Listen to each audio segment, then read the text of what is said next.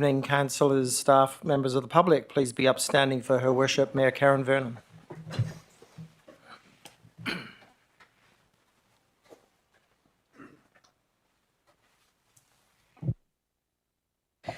Good evening, everyone. It's now 6:30 p.m. and I'll declare this ordinary council meeting of the Town of Victoria Park is open. I'd like to invite Councillor Miles to read the Acknowledgement of Country. Nanjerapin Wajak Nunga Bujak Yakin Nija Bilya Bardak. I'm honoured to be standing on Wajak Nunga country on the banks of the Swan River. Nankadich Nunga Mork, Kinkadik Nija Wajak Nunga Buja. Nankadich Nija Nunga Burdia, Kora Yeye Borda, Balapin Mordich, Nunga Kardajin Mort Wabuja Yeye. I acknowledge the traditional custodians of this land and respect past, present and emerging leaders, their continuing cultural heritage, beliefs and relationship with the land which continues to be important today. Nangyunka Balapin Nunga Burdia Wemort Nijabuja. I thank them for the contribution made to life in the town of Victoria Park and to this region. Thanks, Councillor Miles. Please be seated, everyone.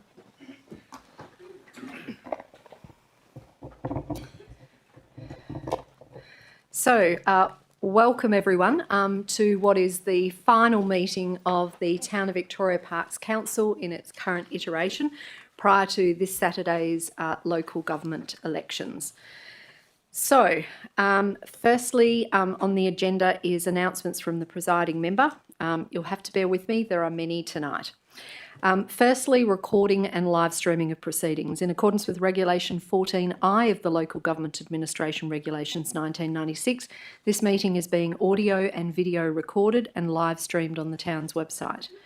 Under Clause 39(1) of the Meeting Procedures Local Law 2019, I do not give permission for any other person to record the proceedings of this meeting. By being present at this meeting, members of the public consent to the possibility that their image and voice may be live streamed to the public. Recordings of this meeting are also made available on the town's website following the meeting. 2.2 is public question time and public statement time.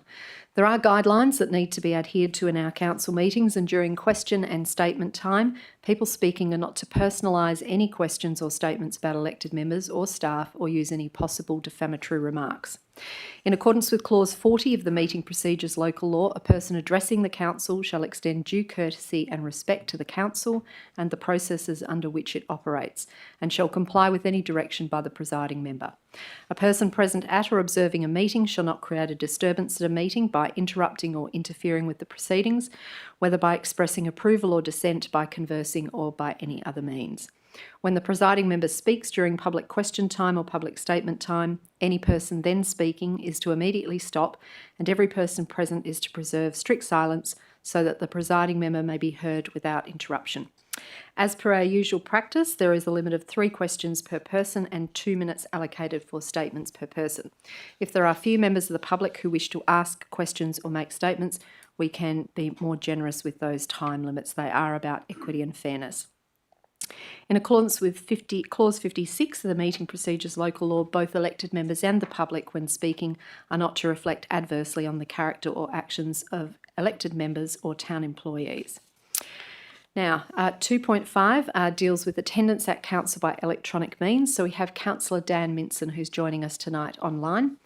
Pursuant to Regulation 14C subsection 2 subparagraph B of the Local Government Administration Regulations 1996, I authorise Councillor Daniel Minson to attend the ordinary council meeting to be held on Tuesday 14 October 2025 by the approved electronic means of Microsoft Teams, as I'm satisfied that Councillor Minson will be in a suitable location from which to attend the meeting, and the equipment that he intends to use to attend the meeting are suitable for him to be able to effectively engage in deliberations and communications during the meeting in accordance with Regulation 14C subsection 5 of the regulations. Pursuant to Regulation 14CA subsection 5 of the regulations, Councillor Minson has declared that he can maintain confidentiality during the meeting or the closed part of the meeting as the case requires. Councillor Minson, are you able to hear us all right? Yes, thank you, Mayor. Thank you. All right, so other general announcements. So firstly, Very pleased to advise that the Town of Victoria Park is a finalist in several categories, including Parking Organisation of the Year at the Australian Parking Industry Awards, which will be announced tomorrow night at a gala in Sydney. Congratulations to our Manager of Business Services, Trent Pryor, who is a finalist in the Emerging Leader of the Year category. And as I say, we're a finalist in several categories, including the Top Gong. So we wish the best of luck to Trent and to the town for these awards. Trent and members of the team are headed to Sydney for the awards.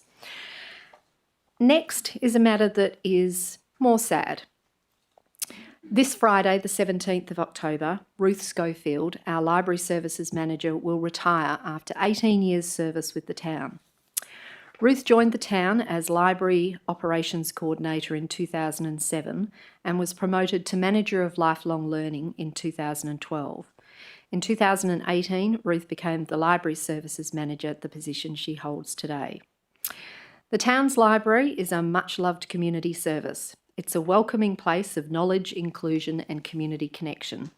And Ruth has been an integral part of building the library into what it is today.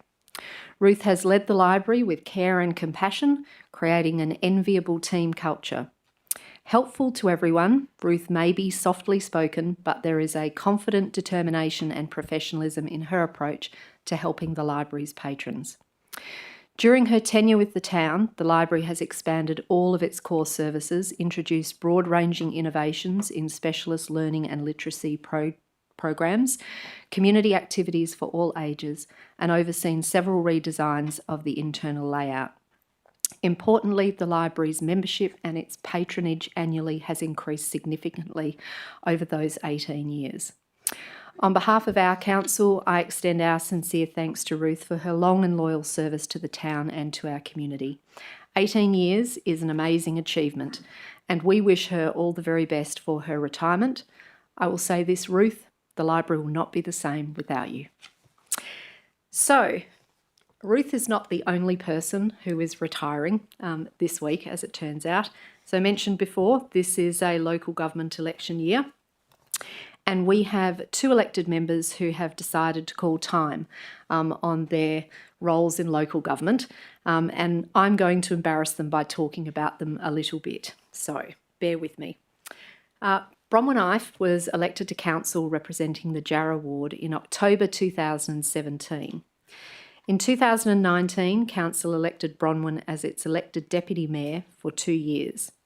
In 2021, Bronwyn was re-elected to council, again representing the Jarrah ward, and in 2023 she was again elected to serve as deputy mayor for 2 years until the conclusion of her term at the end of this week.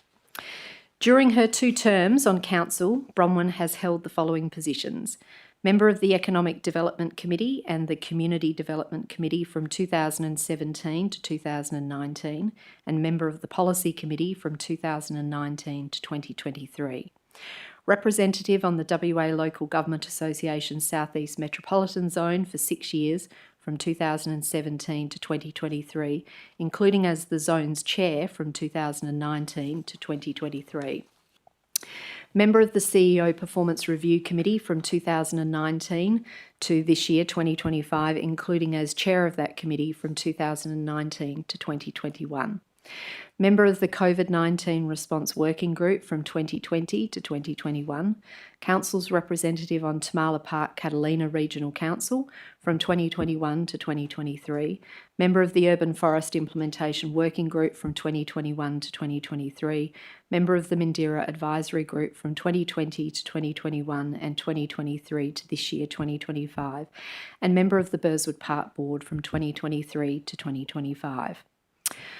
Bronwyn showed her talent for performance very early in the piece, putting her skills as a Master of Ceremonies to work at many town events, from civic ceremonies such as Australian citizenships, the Anzac Day Dawn Service and Remembrance Day commemorations, to community events like the Twilight and Christmas concerts. The desire to sing was always bubbling beneath the surface, and there were occasional breakouts, thankfully during workshops and at council meetings, and certainly behind stage at concerts. Bronwyn was also known for her penchant for telling stories and drawing analogies during council debates, most notably her comparison of underground power options to the chocolates no one wants that are left in the bottom of the Cadbury's box at Christmas, which did actually make the local newspaper. We will miss Bronwyn's happy and positive disposition, her love of cheese, her competitive streak in everything from spaghetti building challenges to footy tipping, and her wide-eyed excitement about, well, just about everything. For my own part, Bronwyn was my first deputy mayor when I became mayor in 2019, and she has been in that role for 4 of my 6 years as mayor.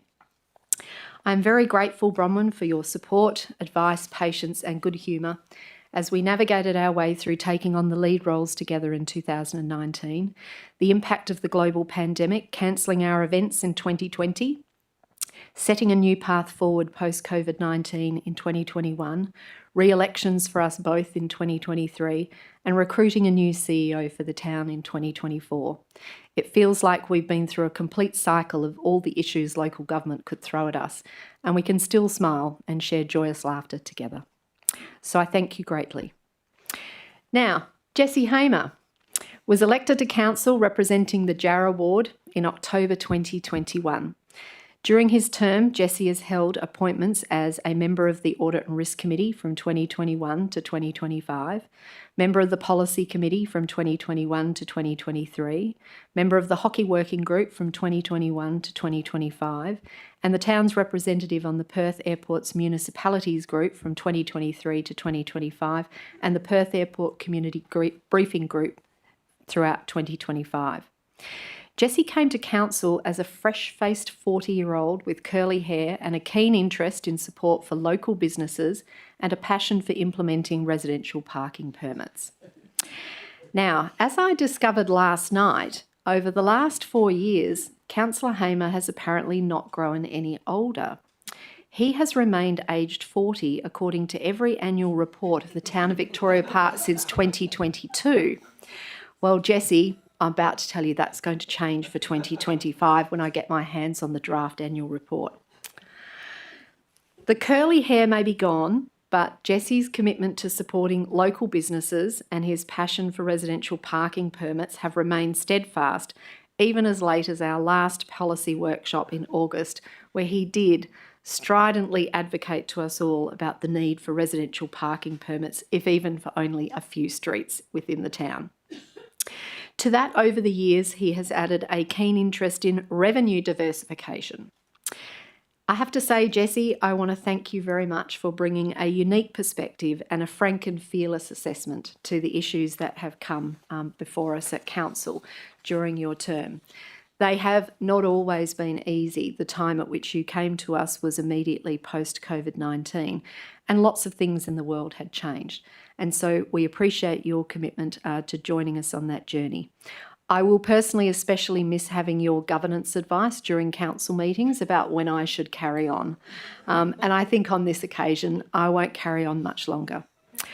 Look, on behalf of council, the Town of Victoria Park and our community, I would like to extend our deepest appreciation to Bronwyn and to Jessie for their enthusiasm and their dedication to the role of being elected members and the important work of our council, and for the sacrifices that public service inevitably entails.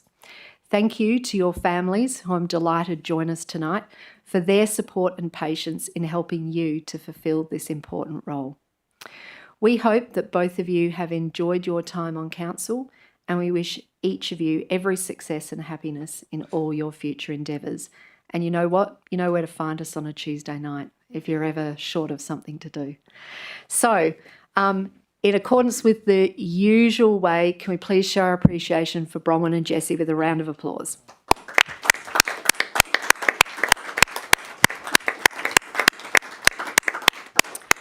Now, we do have a very small presentation to make to you on behalf of council, and then I will, in a slight break from tradition, ask both of you if you would like to say anything. It's entirely up to you if you wish to do so. But hold fire, because I have something to get for you, and I'd like you to come forward to the middle so we can present it to you.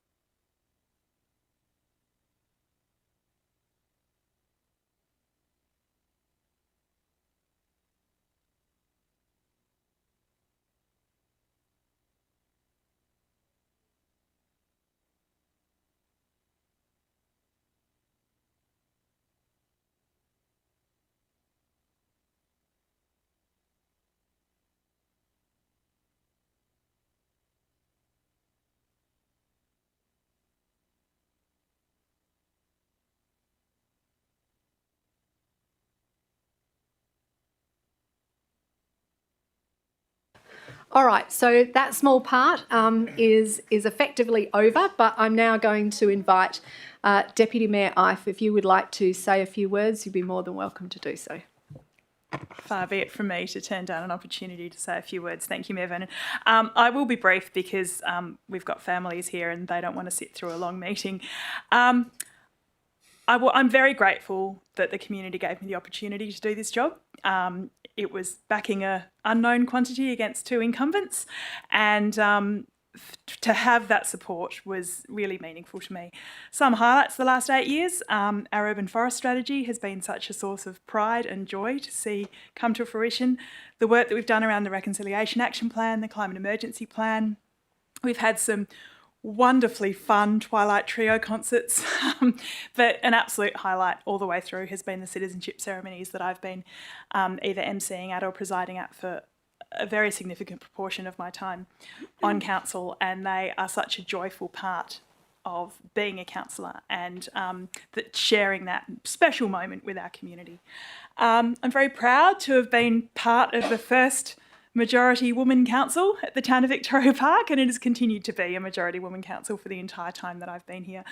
That is a very proud point for me. I would like to thank all of the staff. There have been many iterations thereof.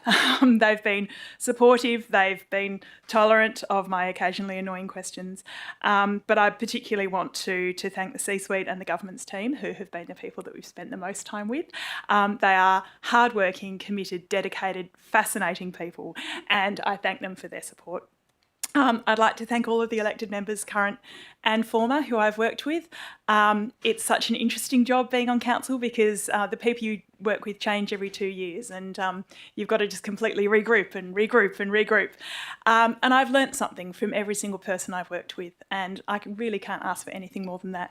You've all been fun and interesting, smart, committed. And even when we disagree about the fact that we're still all heading in the same direction, which is for the benefit of our community. I really want to thank the community for trusting me and travelling with me on this journey. And now I'm going to cry. I really want to thank my family, James and Hamish and Phoebe. Hamish and Phoebe were at primary school when I was first elected, and they're not at primary school anymore. I'm coming home on Tuesdays. Thank you. Thanks, Deputy Mayor Ife. Councillor Hamer. Thanks, Mevan. I have actually prepared something quite a bit unlike me. But yeah, firstly, I'd like to thank those in the community who took a chance on me 4 years ago and allowed me to represent you in this role. I sincerely hope I've added some value, or at the very least helped a few people navigate the wonderfully complex and occasionally confusing world of local government. To those who asked me to support things that I didn't agree with, I hope I managed to explain why that wasn't possible. I've learnt the work of a good elected member is never truly done. Being immersed in the community, staying across council matters, and just keeping up with the ever-growing inbox is something I severely underestimated coming into the role. The sprawling agenda attachments was not in the brochure. My council life could have been made much easier if I'd just listened to my wife and avoided sticking my neck out so often. But instead, I found myself on the other side of the majority more times than I can count. From phone towers, to COVID mandates, to parking permits, to the Bursar Motorplex, concrete batching plant, the voice referendum, Archer Street speed bumps, just to name a few. But thankfully, my slightly stubborn, or as I'm told, stoic nature kept me honest, contributing from my own vantage point as a father, husband, business owner and part-time amateur athlete, but full-time if you ask my wife. Whilst my fellow councillors also come with different perspectives and views, I've tried to seek alignments and common ground where possible. I've done my best to not take any of that personal. I did have one last reflection to share from all the times I might have been wrong or voted contrary to the majority opinion at the time. History shows there are multiple examples of well-meaning decision makers seeing themselves as being correct, only for that to be less accurate in the fullness of time. In the present, we think we see things clearly as right and wrong, or good guys and bad guys. But look a bit closer, and you see both parties think they are right at the time. Both parties think they are fighting the good fight. Most decisions are made with the best of intentions, linked to the priorities they hold dear. But just because it's a majority opinion, it doesn't mean it's right. My point is to caution against groupthink, the appeal of ideology, and any utopian ideals, while always well-intentioned, must be checked and balanced, even at a local level. You must see past the noise. Lastly, to the many dedicated people behind the scenes in administration, thank you. Your patience, professionalism and ability to juggle community expectations, strategic goals and budget restraints deserves far more recognition. And I'd like to thank my wife and my children for not having me around for the last 4 years. Thanks, everyone. Thanks, Councillor Hamer. Look, obviously, as I said, it is a local government election year, and I am cognisant of the fact that we have elected members who are seeking re-election. And so, on behalf of Council, we wish our colleagues, Councillors Devereux and Miles, well in their campaign for re-election, and also to all of the candidates who have put their hand up on behalf of our community to seek a seat at this table, the opportunity to shape the future of Victoria Park.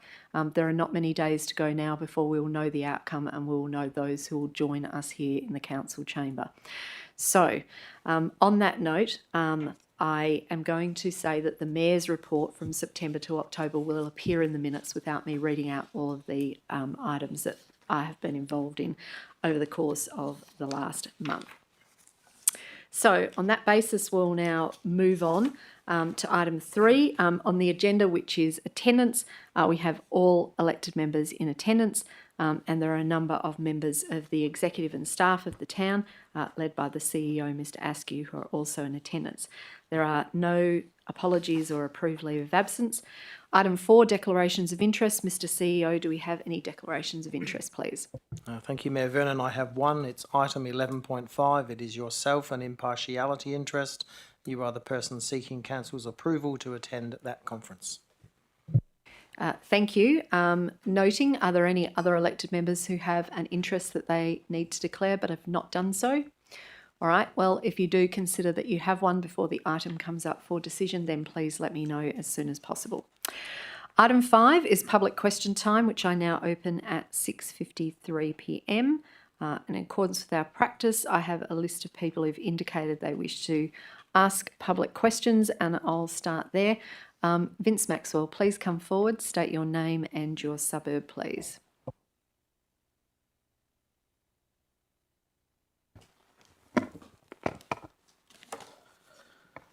Good evening, Mayor and Councillors. Vince Maxwell from Victoria Park. In August, the Council advised that it would not seek to obtain a new rental valuation for the Edwin Millen lease, and therefore the valuation that is now 4 years old would be used. The proposed agreement does not contain any rent reviews and only allows for rental increase in line with CPI, capped at 2.5%. I'll just note that over the last 4 years, the CPI has increased by over 19%. Will the starting point for the lease be at the 4-year-old valuation of $122,500, or will it be inflated by the annual CPI rise capped at 2.5% per annum? Direct that question to the Chief Operations Officer, Ms Lebicus. Thank you, Mayor. I'll have to take that on notice. Right, we'll take that on notice, Mr Maxwell. Your next question, please. The proposed lease also gives Black Oak a rent-free period for the first 20 years.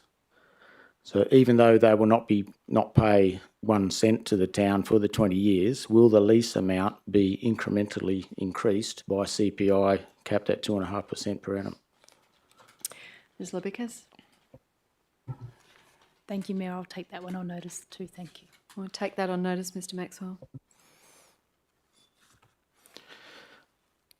Given that Section 3.58 of the Local Government Act requires land disposals, including leases, to reflect current market value and the best financial outcome for ratepayers, can Council explain how it intends to meet these obligations when the proposed lease of Edwin Millen is based on a valuation that is 4 years old?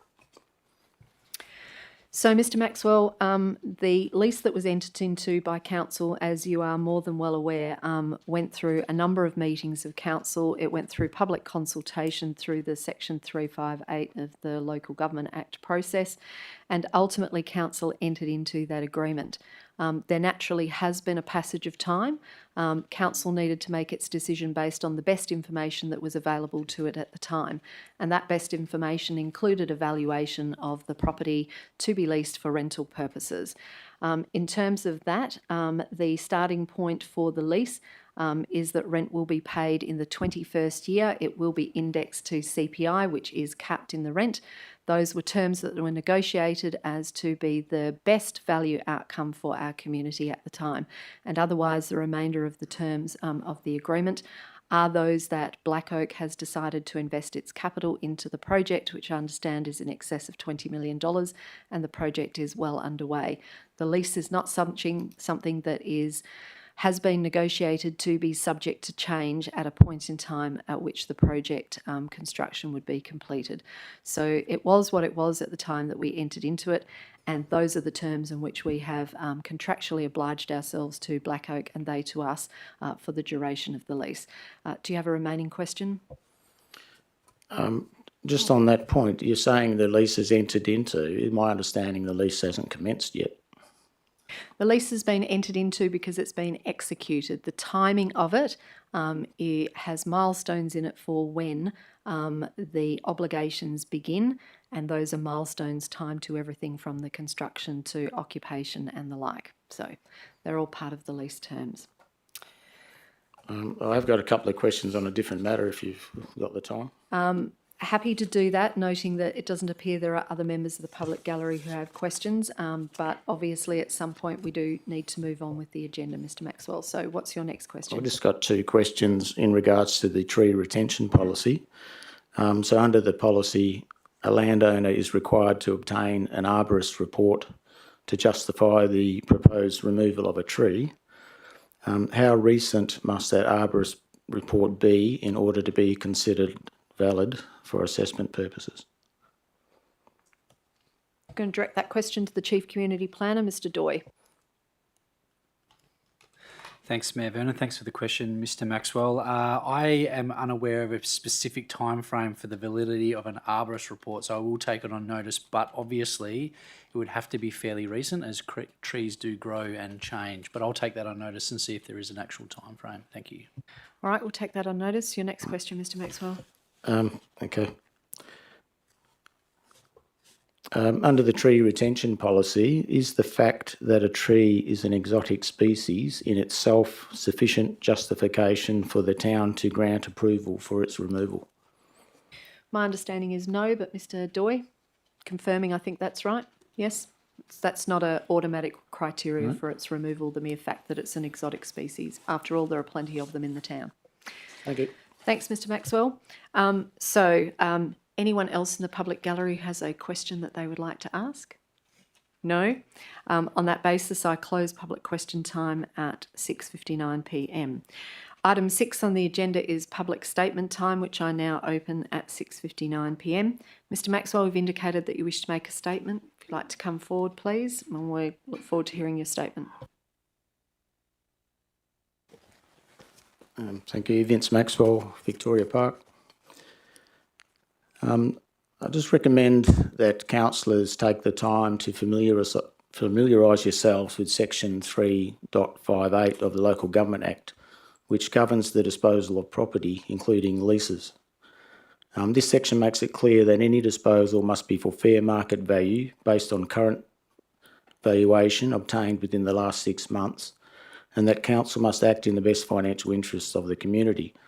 The proposed lease of Edwin Millen relies on a valuation that is 4 years old, which is clearly inconsistent with the intent of the Act and the requirement for transparency and accountability in public asset management. Proceeding on that basis risks the town disposing of public property under market value, which could amount to a breach of the Act. I would also remind councillors that such actions can attract adverse audit findings, intervention by the Department of Local Government, and potentially personal consequences under the misconduct and accountability provisions of the Act, if it is determined that due care and diligence were not exercised in protecting ratepayers' interests. So I urge Council to defer consideration of the signing of this lease until a current independent valuation is obtained and the transaction can be shown to deliver a proper financial return to the town. On another matter, regarding the notice of motion in the agenda to have the town use its resources to promote councillors, let me make a few simple suggestions for you. Answer your phones, answer your emails, and go out and see people. You're paid a communications allowance of $3,500 every year. So I suggest you go communicate with the people you are supposed to be representing. It's not hard. Just go out and do what we're paying you to do. That's my suggestion. Thank you. Thanks, Mr Maxwell. Anyone else who wishes to make a public statement? No, there being no further public statements, I close public statement time at 7:01 p.m. Item 7 is confirmation of minutes and receipt of notes from any agenda briefing forum. The recommendation is that Council, 1, confirms the minutes of the ordinary Council meeting held on 16 September 2025, and 2, receives the notes of the agenda briefing forum held on 30 September 2025. Can I seek a mover and a seconder, please, for that recommendation?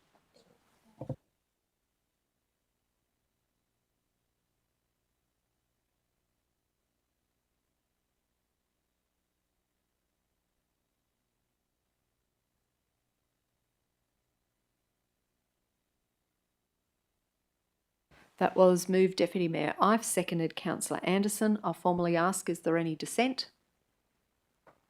No, there being no dissent, declare that carried unanimously. Thank you. Item 8, presentation of minutes from external bodies. The recommendation is that Council receives the minutes of the Mindarie Regional Council meeting held on 17 July 2025, adjourned to 24 July 2025. Can I seek a mover and seconder for that recommendation, please?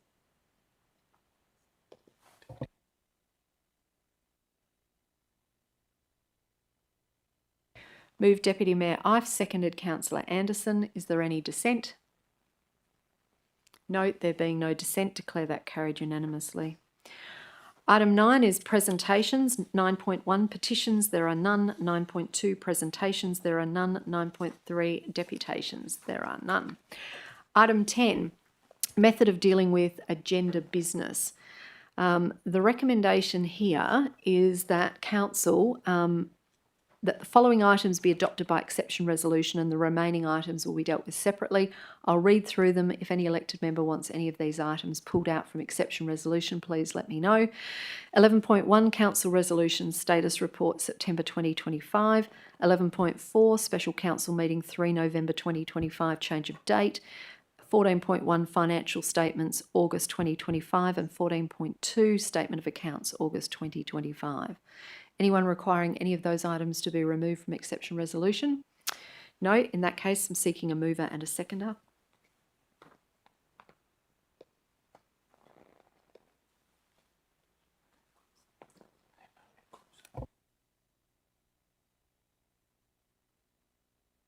Moved Councillor Hamer, seconded Councillor Cruiser. Is there any dissent? No. There being no dissent, declare that carried unanimously.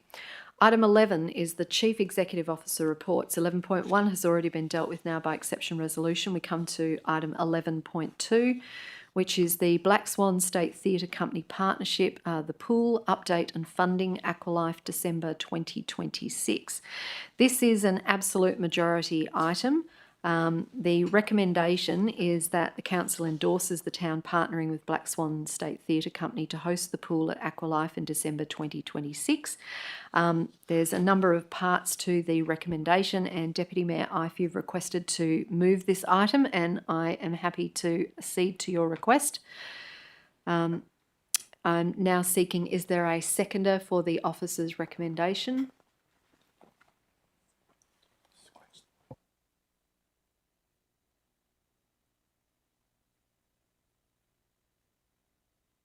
Looks like some of us might be not seeing it coming up as being open as yet for recording of a seconder, but the screen is now, system is rebooting and refreshing, so everyone can just bear with us for a moment. For those who might be listening to us on live streaming, the recommendation includes the allocation of $70,000 in the 2026-27 sponsorship budget to deliver this event, which is a 3 public performance and 1 open dress rehearsal event. and also authorises the CEO to negotiate and execute a hosting agreement with the Black Swan Theatre Company subject to satisfactory terms with regards to this matter.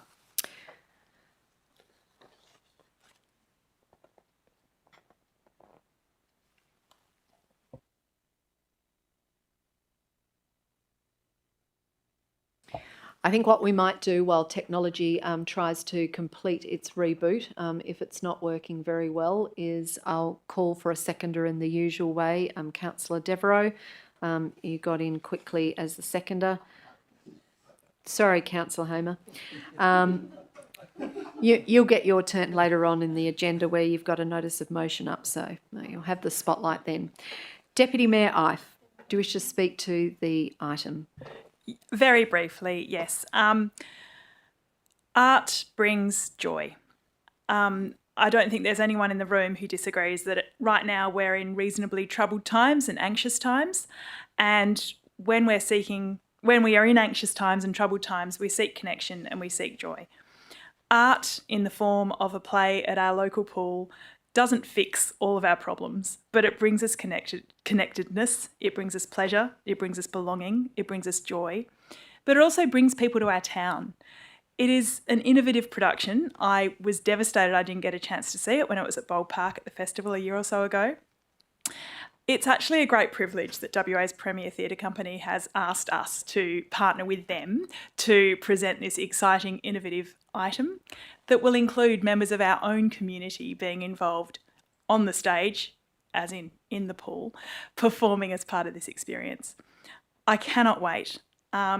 I understand there might be some hesitation about the fact that we're being asked to tip in $70,000 and no guarantee that ticket sales will meet exactly that in return. But I think that there are some things that are worth taking that sort of risk about. We should be embracing this opportunity with wide open arms to bring a real treat to our town and to our beautiful and well-loved pool where I know many of us learnt to swim. Thank you. Thanks, Deputy Mayor Ife. Councillor Devereux, as the seconder, do you wish to speak? Just even more briefly, if I may. Just to support what Bronwyn said, I've loved the idea of art that is in the community and with participation of the community, and so I think it's a great opportunity for our community to engage and enjoy, as well as bring in people from outside. So it's a fun thing to do if it gets through. That is, Bronwyn seemed to assume it would. You mean But, Deputy Mayor Ife? Deputy Mayor Ife, my apologies. Thank you. Thanks, Councillor Devereux. I am going to ask a couple of questions that I did send through earlier today. My first question relates to the risk management. I wonder if the administration can please explain what is meant by the words, and I quote, "The potential small recoup value would be offset by the sponsorship budget in mitigation of the risk that the ticket sales shortfall reduces the town's ability to recoup its investment." I'm going to direct that to our Manager of Stakeholder Relations, Ms Ellis. Through the chair, yes. So this risk is accepted and by administration in our review of these particular risks, and the treatment. So the risk is accepted, and the treatment noted by administration is that the relationship with Black Swan Theatre Company and the calibre of the production, along with the opportunity to showcase the heritage of our original Somerset pool, is worth the potential cost to the town. All right, thank you. And my next question relates to that part of the report that is entitled Further Consideration. The answer to paragraph 11 in the report appears to be an assessment of the alignment of the event against the town's various strategies and plans. Could we have an explanation for why that is considered and stated in the report to be an operational risk assessment when it merely refers to a variety of plans and strategies? Ms Ellis? Through the chair, yes. So on review, when we were reviewing all the questions, administration understood that noting the assessment against the town strategies and plans would be a suitable review of value and strategic risk in preparation of information for the report. An initial operational risk assessment has been done and can be provided to council via email.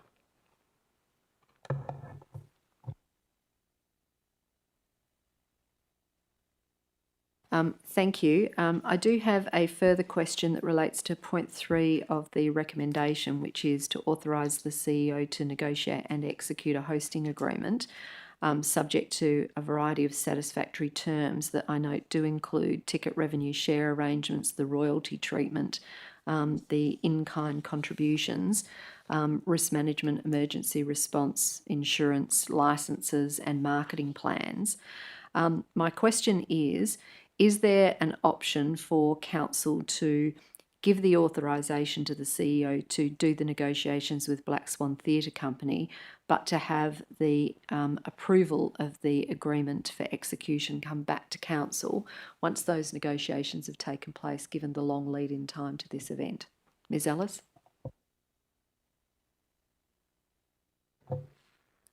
Sorry, just to break this down into two questions through the chair. So at the moment, the program for Black Swan Theatre includes the pool as part of that agreement, and we would be doing, so we've done like a general risk assessment, which includes how those emergency response plans and how the actual layout would be used at the pool. All of those details, they've actually already released their year-long production, so they go into like a production season, and the pool is considered a part of that. So you'll see the booklets around have started to be released. Once we've agreed to this, our logo will go into it. So this is like a first triage. Because the lead time to move into rehearsals, they do rehearsals off-site before they move them on-site, to work out all of the AV and to do all of the additional things that come along with the production. We do need to start that by December of this year. So we've done the initial plans, we've gone down to site and done all the site visits, but all of this, the actual site plans, the actual planning to get through the AV departments needs to go by December of this year. So I probably still need to press with my questions. The point here is that at the moment it's being recommended that the budget allocation won't appear until next year's budget, notwithstanding that Black Swan intends to advertise the production as soon as possible. It's also the case the recommendation gives authority to the CEO to enter into negotiations and then sign up the hosting agreement, subject to there being satisfactory terms for that negotiation, and the particular terms in question are indicated. But my question is there an opportunity that is open if council wished to change the recommendation so it would authorise the CEO to do the negotiations but bring the final agreement back to council for its approval? Given that, otherwise, this is a delegation to the CEO to do all the negotiations and execution of the agreement without it ever coming back to council. So it seems to me that what you're saying is that rehearsals and arrangements and things like that will be happening, but they would be happening anyway, and we don't have this item in our budget yet, and we won't do until next year. So to a degree, Black Swan is taking us at our word that we would be the ones who would be sponsoring it. But if the CEO couldn't successfully or satisfactorily negotiate a hosting agreement to the satisfaction at the moment of himself, then it would seem that the whole matter would come to a halt, and Black Swan would potentially have to consider other options. So I'm just looking at whether there is an opportunity, once the CEO has negotiated the terms, for the terms of that contract to come back to council for it to be ratified, so council could see what were the final end up of the negotiations. Ms Ellis?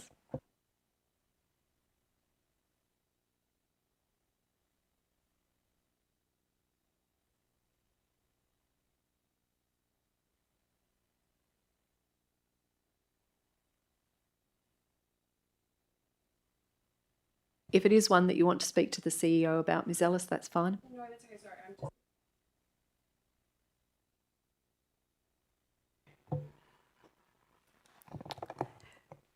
So through the chair, I don't believe that would be possible. The agreement wouldn't be made. What I have attempted to do in the development of this report and with the initial conversations with Black Swan Theatre is put together the kind of worst case scenarios for this report. So, for example, the royalties of 13% on the net box office retained by Black Swan, that is the highest level of royalties that could possibly go ahead. So what I've tried to attempt to do is put the worst case scenario and then work back when we're developing the agreement. To develop an event of this caliber and of this level, Black Swan will need to have a developed agreement that does have some agility to it over the course of the development and over the course of the production over the course of the pre-production. So even if we decided in the next month in our pre-production meetings that we were able to do certain things like the technical setup, and that technical setup had an agreement with the staging interfaces and the power and the site lighting as agreed with what we knew right now, even if I brought it back to council, there is a large chance that that would change based on how the pre-production would then move. So we would certainly have a good starting point, but there needs to be some agility to be able to deliver the event, because I would be knowing what these events look like from my previous experiences. To develop a public performance like this, we won't know in some cases how the seating or how the entry points or how the bump in will work as part of our agreement terms potentially into the new financial year leading in. So anything that could be put in front of council by that December timeframe would be open to a lot of change. I think by allowing the administration to work with Black Swan Theatre to develop this production and to make sure that it works for all parties, my initial pre-production meetings with the Black Swan Theatre and the production team, it seems that they want to come to Aqualife. They believe that this is a perfect venue for the production. So look, I understand that, but I think we might be a bit at cross purposes here. So I'm not taking away from the fact that, you know, Black Swan will need an adequate amount of time to plan to deliver this event. And I'm not taking away for one moment the fact that certain aspects of the production are going to need a degree of flexibility. But there will only be one contract between the town and Black Swan for us to provide sponsorship for this event. And presumably that agreement should cover everything of the town's obligations and everything of Black Swan's obligations. And I'm expecting from what you said that the agreement that Black Swan will be wanting to enter into will have a degree of flexibility within it as to what things they can do, what things they can't do, when they can operate them and activate them. I'm not trying to take away from that. What I'm proposing is that the CEO has the opportunity to negotiate those to the satisfaction of both parties, but the ratification of the actual contract would be a report back to council so that council could see what had been negotiated between the town and Black Swan. Now, if that's something that you think Black Swan and the town will be in a position to do as soon as December, that's fine. But if the town and Black Swan think they'll still be working on those fine terms to suit them in January or February next year, that would simply mean it would come back to council whenever it was ready. But if there's an imperative, a time imperative from Black Swan to bring it back and have the CEO, the completed negotiations so that everybody knew what was in the terms, and they want that done in the next couple of weeks, then I would expect that that's how quickly the parties will move. And I'm really only asking if there's an opportunity to bring the final agreed terms back to council for council to see them and ratify them. So as opposed to what's currently proposed is just to authorise the CEO now that he'll do the negotiations, and when he's ready, he'll do the execution of the agreement accordingly. Noting that agreement will probably have all of those flexible terms in it that you say that Black Swan will need. So that's what I'm trying to get at, whether you think that that is possible to bring it back to council. Through the chair, I think it would put the potential of being able to host the event at risk. But yes, we could offer that to Black Swan. All right, are you able to elaborate on why you think that would put the event at risk? I believe in my meetings with, through the chair, I believe in my meetings with the pre-production team at Black Swan it's working through the terms of our agreement. It wouldn't take a simple month. It's about looking at, would need to work with the emergency team over at the Aqualife facility, work with Royal Life, work with our environmental team. There's a lot of work on our side, and there would be a lot of work on the side of Black Swan. We would want to make sure that it was all right, but they would want confirmation and complete endorsement that they knew that that all of the work that was going ahead between the town and Black Swan Theatre, that they had backing of the council and that nothing could be taken away after all of that work has been done. So from their perspective, and I assume from ours, is that all of that work to develop the agreement to make sure that all of our pre-production plans were completely finalised would require all parties to be invested in the production going ahead at the Town of Victoria Park. All right, thank you. That's all my questions. Were there any other questions from any other elected members about the item? No. In that case, I'm seeking to move an amendment to item 3 to delete the words "and execute" and to insert a new point 4,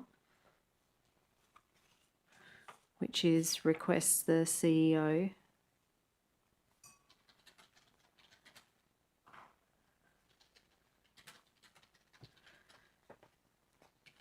to seek council approval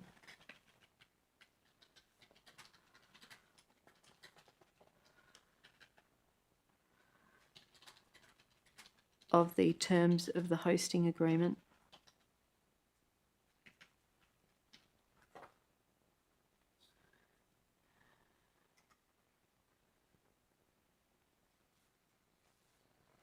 as negotiated.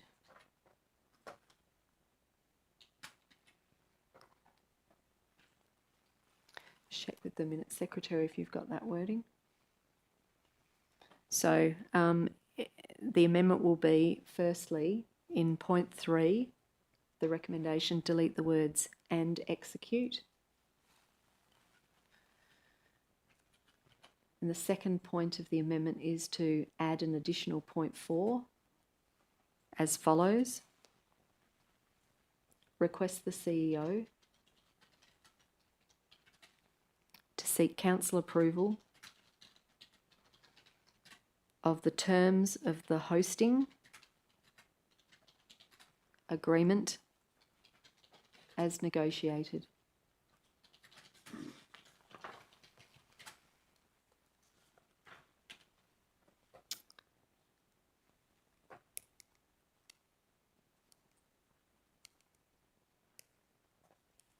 And I'll just give you a really brief reason for that. The reason for this proposed amendment is to ensure that council can see the final terms of the hosting agreement and approve execution of that agreement.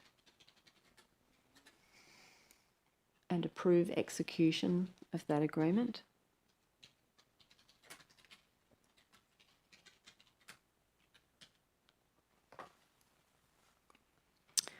So I'm now seeking a seconder for this proposed amendment.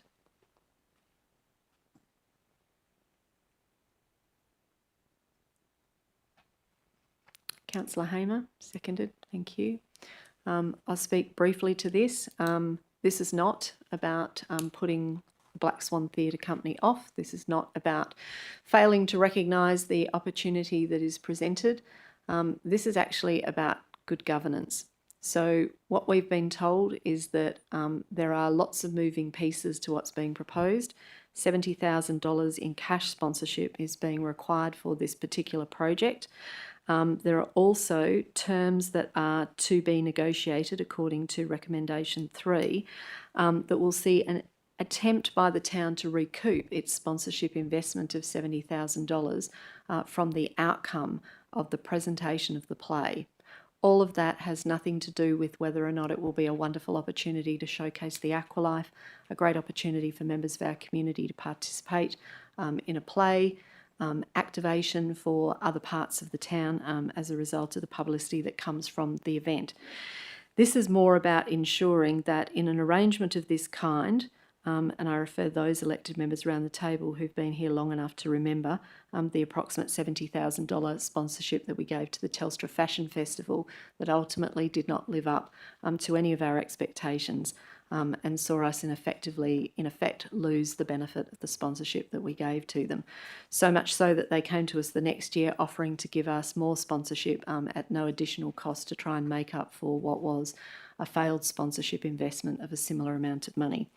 So I'm trying to ensure that we get an opportunity to see and approve the final hosting agreement.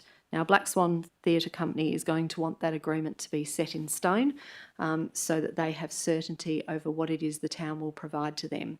It appears that they are clearly motivated to get started with that, and I see absolutely no difference between what is currently proposed in recommendation point 3, which currently allows the CEO to negotiate and execute an agreement subject to him being satisfied as to the terms that are negotiated, and they are not limited to the 4 items that are contained in point 3 of the recommendation.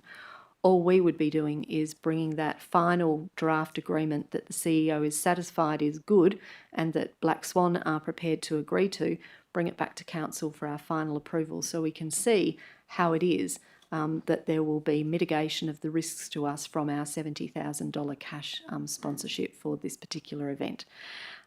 It appears from what has been said that there is no reason why that process won't be able to take place either in parallel with planning for the delivery of this event, which is completely separate to the contract negotiations, or alternatively, Black Swan will be pretty used to, I would have thought, negotiating these types of agreements will all take place pretty quickly, and it either will or it won't be to the CEO's satisfaction. So once the CEO is satisfied of the terms that are being proposed, it appears that all's necessary is to bring one report back to council showing us what those finalised terms would be. So those are the reasons why I say that this is not going to, in my view, place any greater risk to Black Swan Theatre Company's ability to deliver this play in December 2026 than the current recommendation does, bar for the fact that there's probably a couple of weeks where it has to come through council again. So I'm urging people to consider supporting this amendment. Councillor Hamer, as a seconder, do you wish to be heard? Yes, thanks, Mayor Vernon. I'll just speak against the amendment. Just briefly, the council has received the worst case scenario in the report, and the CEO does have the capacity and expertise to carry out this delegated task. The officers explained that Black Swan do need to know and have the surety to move forward to make their pre-planning. That's understandable. And keeping in mind, we did support another event at the same location with no capacity to recover any costs, and that did have its controversy. So I am very comfortable to support this officer's recommendation to allow the town to move forward and make those arrangements at the timeline that suits all parties. Thanks. Thanks, Councillor Hamer. Is there anyone who wishes to speak in favour of the amendment? No one else who wishes to speak in favour? In that case, we'll put it to the vote. Please vote now in relation to the amendment.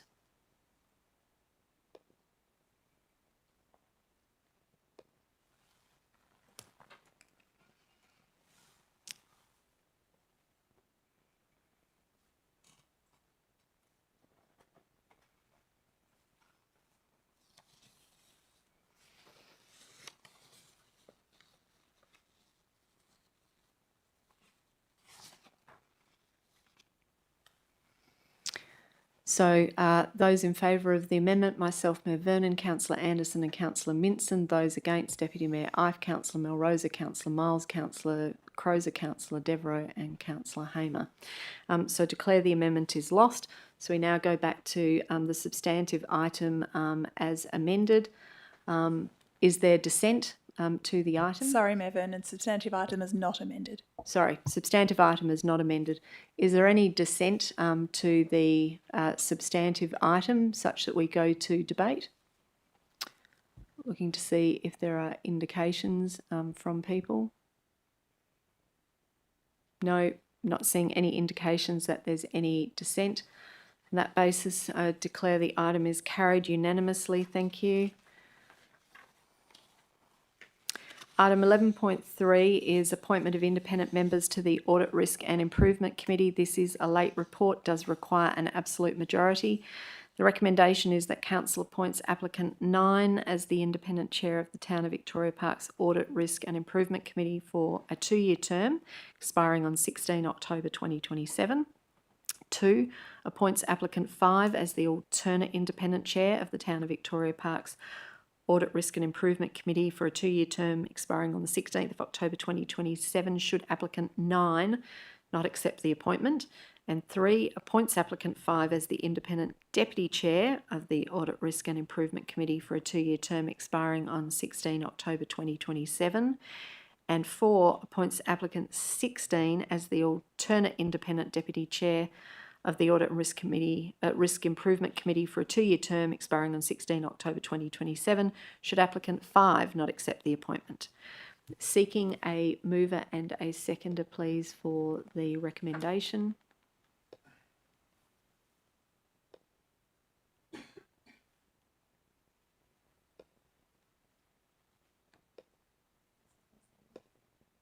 It's not lighting up for voting.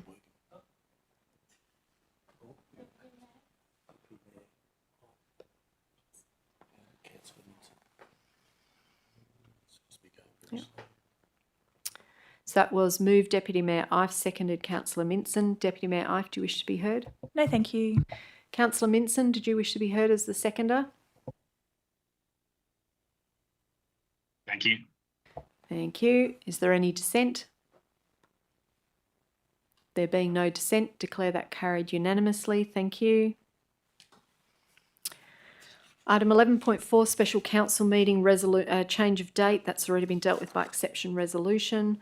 Item 11.5, 2025 Parks and Leisure Australia National Conference. The recommendation is that Council approves Mayor Karen Vernon to attend the 2025 Parks and Leisure Australia National Conference in Hobart, Tasmania from 9 to 12 November 2025.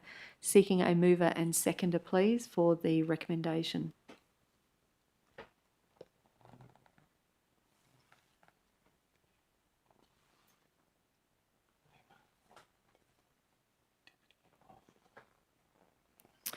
That's moved Councillor Hamer, seconded Deputy Mayor Ife. Councillor Hamer, as the mover, did you wish to speak? Nothing required from me. Thanks, Mayor Vernon. Thank you. Deputy Mayor Ife, did you wish to be heard? Enjoy Hobart, Mayor Vernon. It's beautiful. Might be a little presumptuous, everyone hasn't voted as yet, Deputy Mayor Ife, but I suppose I should say thanks for the vote of confidence. So I'm formally going to ask, is there any dissent? Because if there is, we'll move to debate. No, I'm not seeing any indication of any dissent. So there being no dissent, declare that carried unanimously. Thank you. I will enjoy Tasmania. Thank you, Deputy Mayor Ife. Item 12 is Chief Community Planner reports. We have none. Item 13, Chief Operation Officer reports. There are none. Item 14, Chief Financial Officer reports. There are 2, 14.1 and 14.2, both of which have been dealt with by exception resolution. Item 15 is committee reports. There are none. Item 16, applications for leave of absence. Are there any applications for leave of absence? Not from you, Deputy Mayor Ife, and not from you, Councillor Hamer. Any other applications for leave of absence? No. All right. Item 17, motion of which previous notice has been given. Well, we do have one. For the final time, Councillor Hamer, you have a motion that you wish to present to Council. Thanks, Mayor Vernon. To read out the motion as it's written. Okay, sure. My motion reads that the CEO investigate ways to raise the profile of being elected member to increase nominations in future elections. That should include the following. Possibly to capture and share authentic stories of current or former councillors to humanise the role, show behind the scenes glimpses of what council work is actually like, demystify responsibilities and dispel misconceptions, offer mentoring with past or current councillors, position council work as a stepping stone to wider leadership, emphasise training and reforms in the sector, and frame this as a community renewal and the next generation of leaders. And to report back to Council at a concept forum before May 2026 with those suggestions to be included, if any, in the 27-28 budget if necessary. All right, thanks, Councillor Hamer. And would you like to read your reason for this motion? Yes, thank you. My reason is, with the local government sector seeing yet again low turnout for candidates, more should be done to raise the profile and attractiveness of this important civic duty or role. The current narrative in the community is such that it is not looked upon with sufficient esteem to encourage people to take part or to be involved. The public view from the media just highlights problems in the sector and risks of the role. There is also talk at the state level to bring in mandatory voting, which needs to be complemented with a range and depth of candidates to ensure the community have a chance to remain democratic and not see uncontested positions due to low candidate turnout. I know this role has largely been the place of Welga, but I'm sure we can do more to empower our next community leaders to take part by highlighting and sharing stories of the positives from the role and being involved at this level. Thanks. Thanks, Councillor Hamer. Is there a seconder for this motion?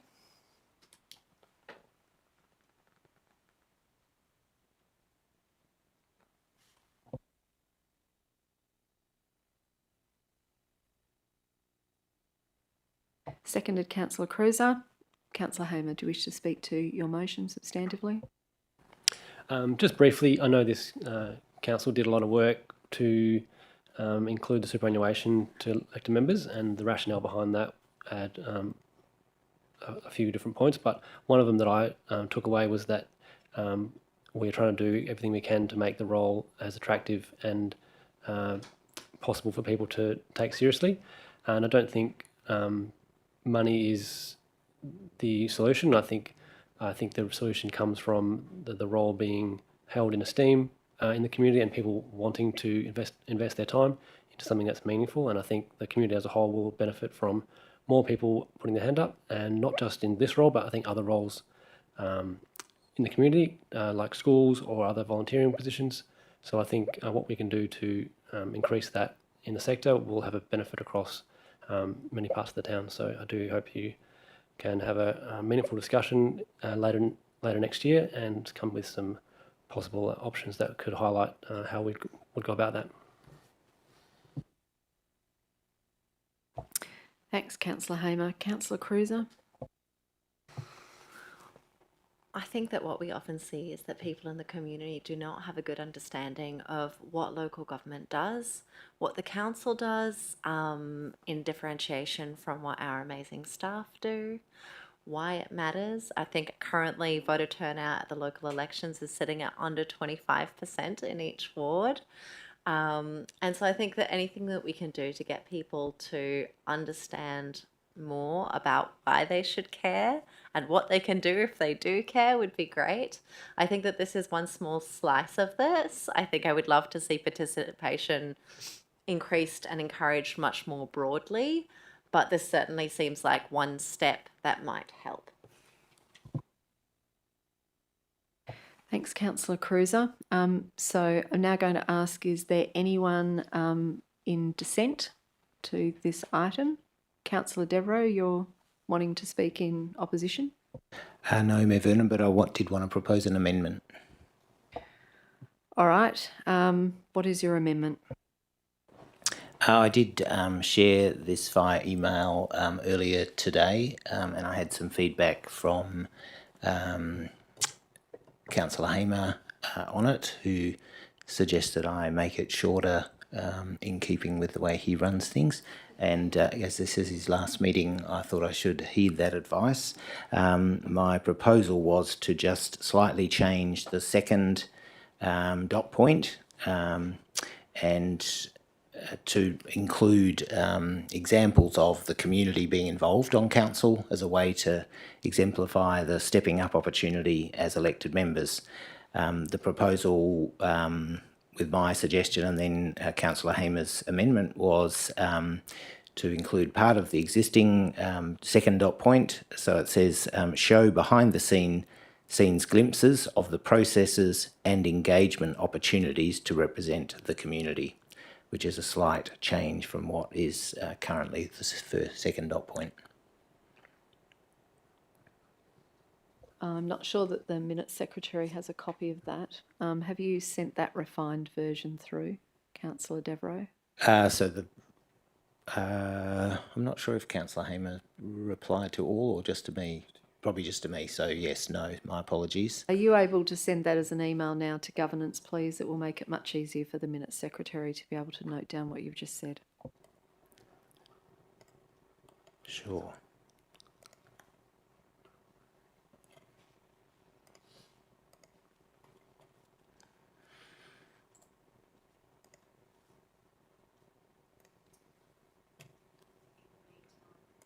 Meantime, while you're doing that, I'll just instruct the minutes secretary. The current wording to add an additional point that reads is not quite right. It's to amend the second bullet point, and the wording will follow.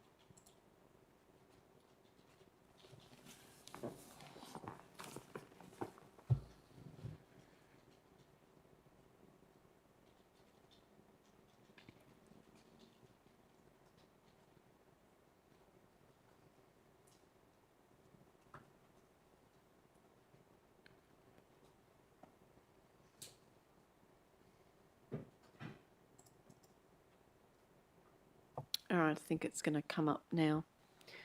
Councillor Devereux, could we get a reason from you for this amendment to the second bullet point? Preferably one realising the minutes secretary is going to need to type what you're saying. So if you could go slowly, please. Certainly, Mayor Vernon. My reason is to include opportunities for the community to be involved in council activities that give an opportunity to understand possibilities as an elected member also.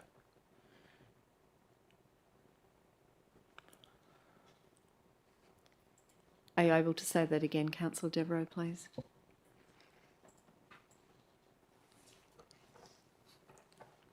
Not in that order. We are having a technology problem as well at the same time, but perhaps Councillor Devereux, if you could say it again for me, I'll write it down and then I can pass it to the minutes secretary when her screen refreshes. To provide opportunities. To provide an opportunity for the community. Yep. To see how they can engage with the council.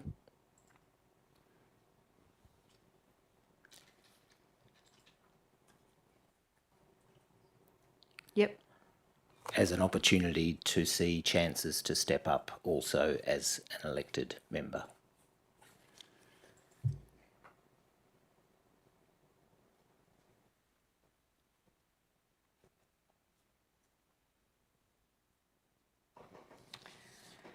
All right.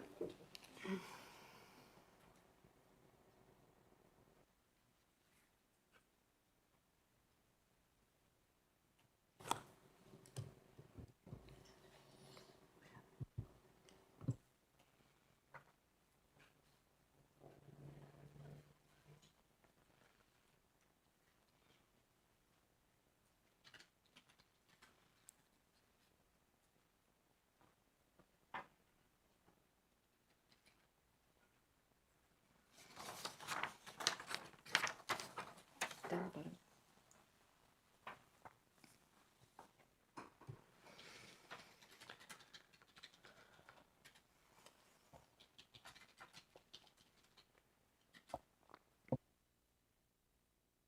Noting that the minutes secretary is typing that at the moment and will upload it into the system.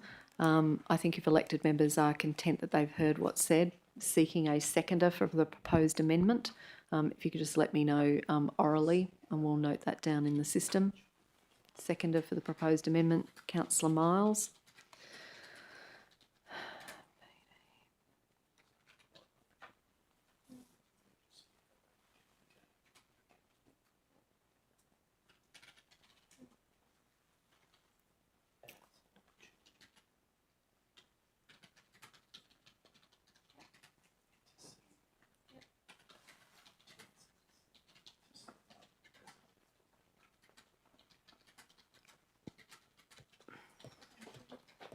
for that.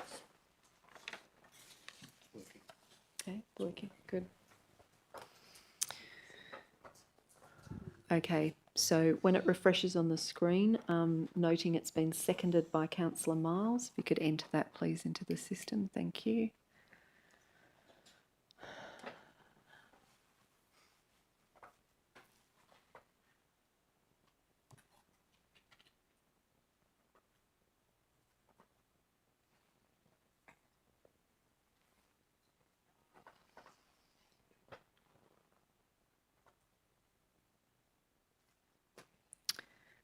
Councillor Devereux, do you need any changes made to that? Probably doesn't read completely grammatically correctly, but I did write it down as you said it. I think the problem is after the words, how they can engage with council as an opportunity to see chances to step up as an elected member. Doesn't quite read right, but if you're content with it and the seconder is, we'll leave it at that. Yes, and Councillor Hamer sounds happy with it as well, just to keep things moving, so I'd go on All that right, basis. Thanks. fair enough. Do you wish to speak substantively to your amendment? Reading the room, I think maybe not. Sounds like a good choice. Councillor Miles. No, thanks. Thank you. Is there any dissent to the amendment? No, there being no dissent, declare that carried unanimously. Thank you. Go back to the motion now as it appears amended. Formally going to ask, is there any dissent? No, there being no dissent, declare that carried unanimously. Thank you. Thanks, Councillor Hamer, for bringing that. There you go. You've had a win. I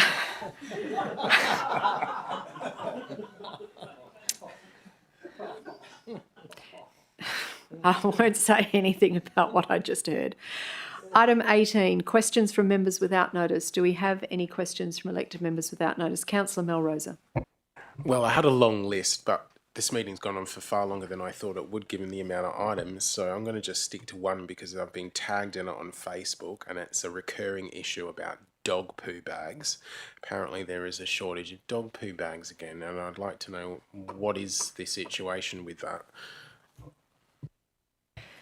Going to refer that to Ms Labicus. It's an operations matter.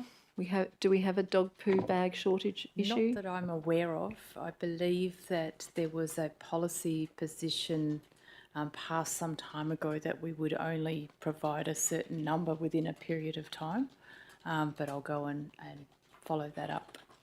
I'm not sure about the one about only providing a certain number, but clearly we only have a certain budget for dog poo bags across the town. Councillor Melrosa, for the purposes of taking your question on notice, can you be specific about the area in which the dog poo bags are said to be absent or in short supply? It's in Lathlane, and I believe also in Carlisle. And the question that was asked of me was around whether or not there was any budgetary or supply issues. Okay, did the town provide enough budget for these bags, or as you've just said, we only provide a certain amount because there was a claim that people were just taking them instead of using one. So it certainly is the case, Councillor Melrosa, that we've had the great dog poo debate in the town on a number of occasions in recent years. There were supplier problems with the yellow dog poo bags that we used to supply, which were Australian standards compostable for, as I understand it, industrial composting. That fitted in a square dispenser, which was attached to many of our bins. Unfortunately, when that supplier encountered supply chain issues and it banked up and we couldn't get any of their stock, we then looked for alternatives, and the alternative bags didn't fit in our dispenser, and that ultimately led us to moving to the Little Rippers, which is also an Australian standards compostable dog poo bag. And the Little Rippers don't come in a square dispenser, they come in a round dispenser or a cylindrical dispenser, and then we had to buy those dispensers and start putting them all over the parks within the town. So there was a considerable uptick in the cost for us to upgrade to get the new dispensers to take the new bags, for which I'm aware there hasn't been an ongoing supply problem with. But because we didn't replace all of the dispensers with the new ones, we selectively did certain number per park. That was to try and get as many new dispensers out and as many parks with some dog poo bags as possible. it is quite likely there are some parks out there that don't have an optimal number of dispensers as yet. And clearly, yes, I've witnessed people myself on the first day the town staff have replenished the stock at my local park, go up and simply shred the gigantic roll by taking huge numbers of them for themselves and taking them home, probably because they anticipate there's going to be a shortage without realising they're creating the shortage themselves.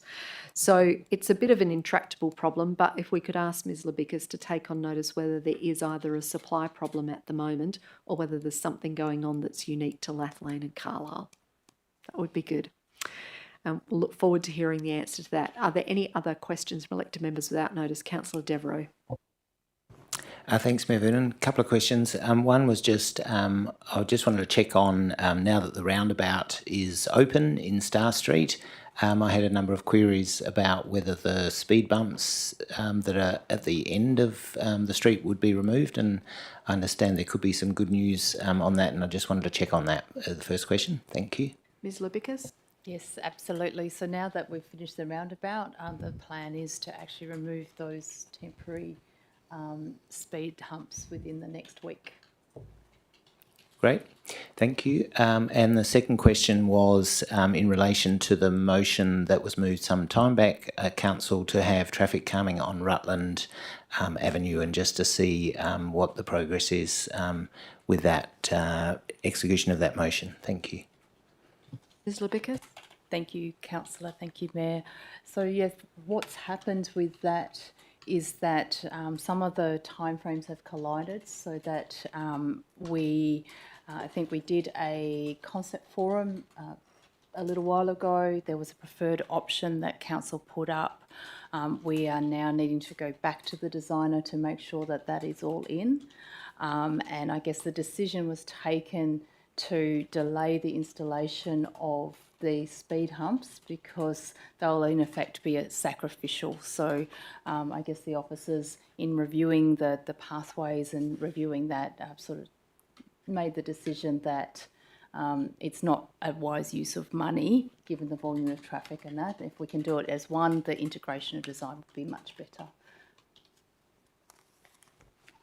Thank you. Councillor Devereux? That's it? Yes. Councillor Anderson? Thanks, Mayor. At the June OCM, Council resolved to extend the timeframe for administration to present a feasibility report on resurfacing the Kensington Bushland pathways to come back to the October OCM. I note that it hasn't been on the agenda for the OCM this evening. Could I have some advice as to why and when Council can expect to receive the report, please? Ms Labicus? Thank you, Mayor. Thank you, Councillor. Where we're at with that is that we went to market to get costs and establish the feasibility of the two options, so the polymer clay as well as the red asphalt. There was, we went to market a couple of times. The first couple of rounds we couldn't get a proponent to put bids in, so we've just finished the evaluation process, and we'll actually bring that back to council the next meeting. Councillor Anderson, anything further? That's fine. Thank you. I'll see you next month. Yep, Thanks. thank you. Deputy Mayor Ife, lucky last? No? Any other questions? Councillor Cruiser? What is the status of the design for the crossing on Hillview Terrace? That will... Mr Doy? Thanks, Mayor Vernon. Thanks, Councillor Crozer. The status of the design for the crossing at Hillview Terrace at the intersection of Devonish is the same as last time that we spoke about it, which is it's in a concept form and needs some further layers of design to be ready to present to Council as a potential budget pitch in the 26-27 financial year.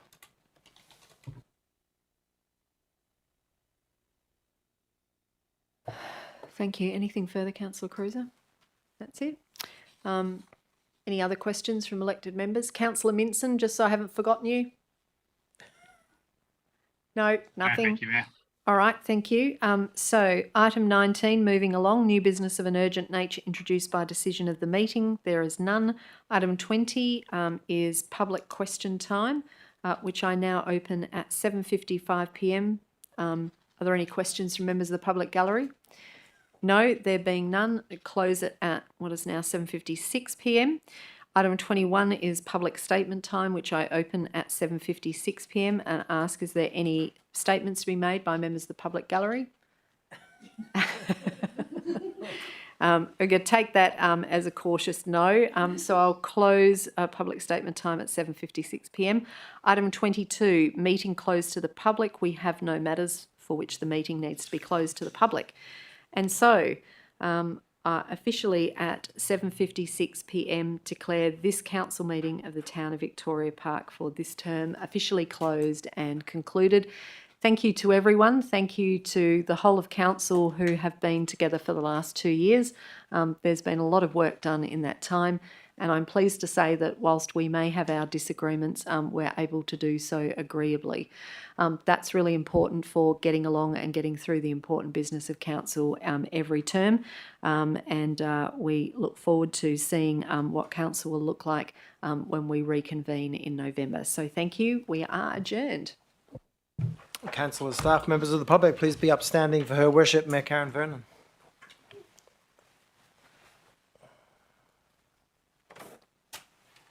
Thank you.